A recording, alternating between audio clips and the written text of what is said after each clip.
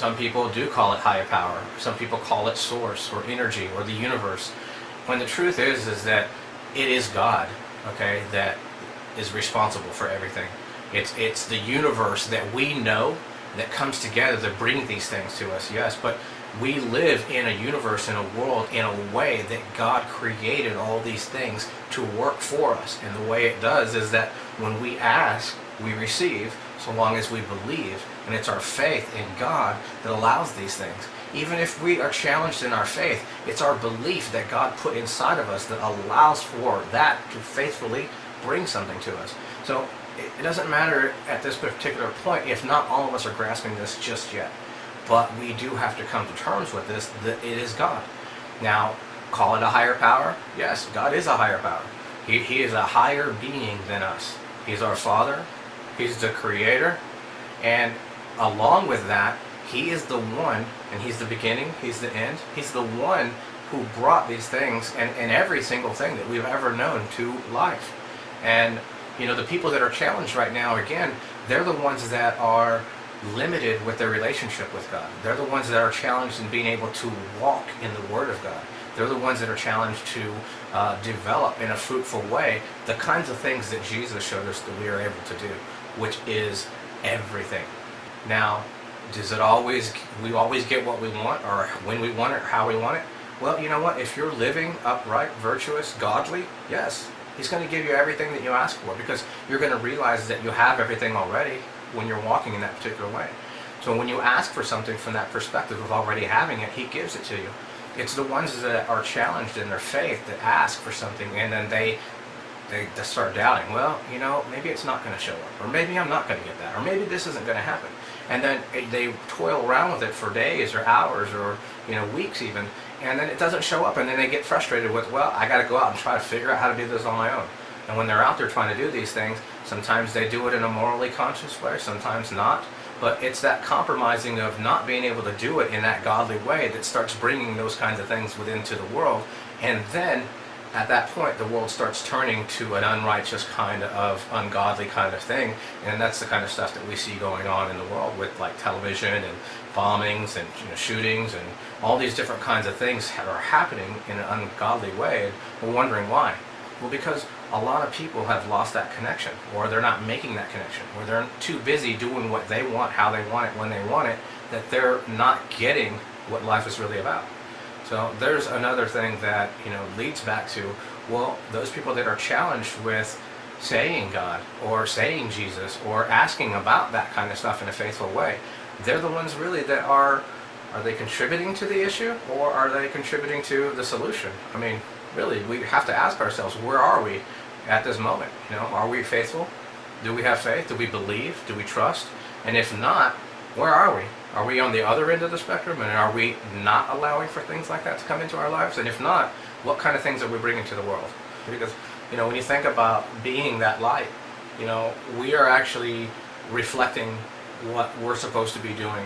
We're allowing God within our lives, and it's God's light that shines through us that other people notice.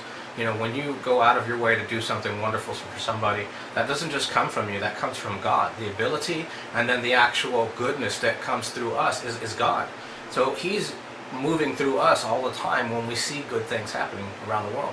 That's why when it talks about, you know, whether it's in the Bible or through other, you know, manuscripts that are out there talking about, you know, spirituality, when you think about what that goodness is, it's Him. But that light that you see is that light of God. You know, we're all expected to shine.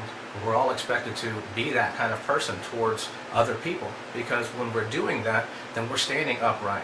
We're living in a righteous way that God asks us to do. Every single one of us, He asks that of. So as we're moving through the world and the light that is shining, it's His light that's shining through us. He's the one that shines.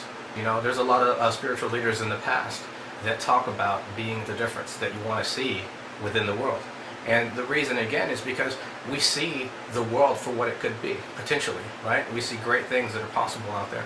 But when we just turn away from it and choose not to do anything about it, then we're not really adding to the way the world could be. We're simply turning our back on it. So when you decide that you're going to be the difference that you see within the world, you're actually taking action within yourself, because we can't go take action in somebody else. We can't go, take up space in somebody else's shoes. They have to live their lives, we have to live ours. But in order for the world to really change, we have to start that change from within. And it takes discipline. It takes self-discipline sometimes from some people that are lacking that kind of thing, whether they're stuck in an addiction or stuck in themselves, or bad habit, or misunderstandings, or lack of faith, whatever it might be. But we have to first recognize that right now most people are lacking. And what it is that we're lacking is the trust and relationship and oneness that we're supposed to be seeking with God. Again, we are talking about being the difference, right? In order for us to really get out there and be a difference, then we have to be doing it differently than what we see out there in the world right now. We see most people in the world being the bad example, doing things for themselves, doing things inconsiderately, or without compassion, or, in a selfish way. When you think about what it means to pay it forward, you're bypassing all that stuff and you're going straight to the goodness, and you're going, you know what? I'm going to do something for you because I would want people to do that for me. So I'm going to do something for you, kind. I'm not going to expect anything. Just do something for somebody else. We continue to move that in a forward motion. It moves mankind, forward in a way that is going to be beneficial for other people. So we keep allowing for that continued growth of goodness or love, or God shining from within us again to help other people. That's one of the blessings of pay it forward. But there's so many other different attributes that come along with it. What about the kindness, and what about the goodness, and what about the kinds of loving ways that we're expected to be being expressed? So we get a lot of benefit out of just being that person, because other people are benefiting it from our experiences, or from what our contributions are to their lives.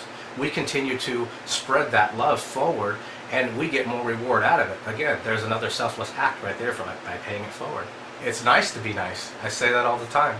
The amount of energy that it takes to be a negative person, or to be an angry person, or to go against what God's asked us to do. It takes time, it takes energy, it takes a lot of energy to be a certain way other than a loving person, because first off, we're expected to be loving people. That's who we are created to be. We're filled with love, and we're filled with power, we're filled with ability, we're filled with self-consciousness and self-discipline.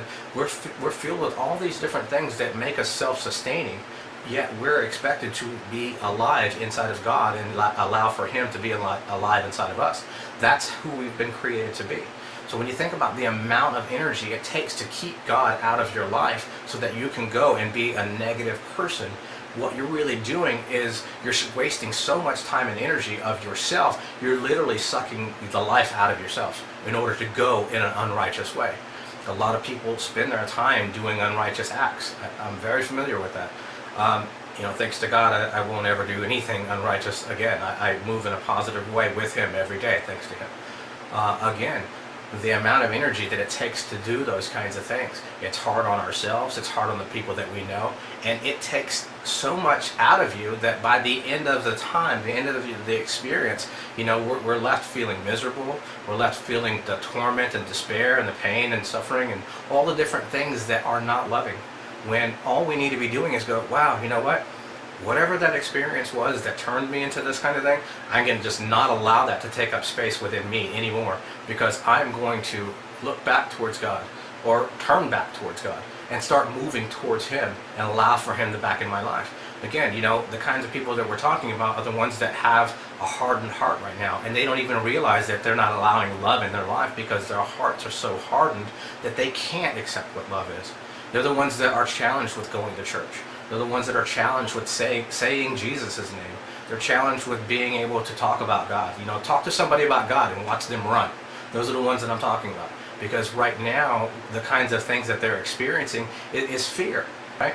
When all they need to really be doing is start accepting and loving and trusting and hoping and praying, and God will start softening their heart, start filling it, start rubbing it with love, and eventually what will happen is that people will start paying attention to this wonderful experience and not want anything else, because that's really what we're here to be doing, is loving every single moment, every single person, every single thing, and then taking that love and sharing it and spreading it out with everybody else.